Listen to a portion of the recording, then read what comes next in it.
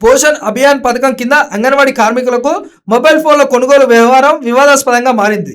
మంత్రి సీతక్క ఆధ్వర్యంలోని మహిళా శిశు సంక్షేమ శాఖ 38,130 మొబైల్ ఫోన్లను కొనుగోలు టెండర్లకు పిలిచింది. ఈ టెండర్ ప్రకారం సామ్సంగ్ గ్యాలక్సీ A06 ఫోన్లను సరఫరా చేయాలని నిర్ణయించారు. ఒక్కో ఫోన్ ధర సుమారు 14,213 రూపాయలుగా నిర్ణయించడంతో మొత్తం టెండర్ విలువ 54.19 కోట్లకు చేరింది. అయితే మార్కెట్లో అదే మోడల్ ఫోన్ ధర కేవలం 11,999 మాత్రమే ఉండడంతో మొత్తం వ్యయం 45.75 కోట్లకు పరిమితం కావాల్సి ఉంది. దీంతో టెండర్ ధర మార్కెట్ ధర మధ్య సుమారు 8.44 కోట్ల తేడా స్పష్టంగా కనిపిస్తుంది. మంత్రి సీతక్క శాఖలో ఈ వ్యవహారం జరగడంతో రాజకీయ వర్గాల్లో తీవ్ర చర్చ సాగుతుంది. అదనపు ఈ మొత్తం ఎవరి లాభానికి వెళ్తుందని ప్రశ్నలు లేవనెత్తుతున్నారు. మరోవైపు టెండర్ ధరల్లో పన్నులు, వారంటీ సర్వీస్ వంటి ఖర్చులు కూడా ఉండవచ్చని అధికార వర్గాలు వివరణ ఇస్తున్నాయి.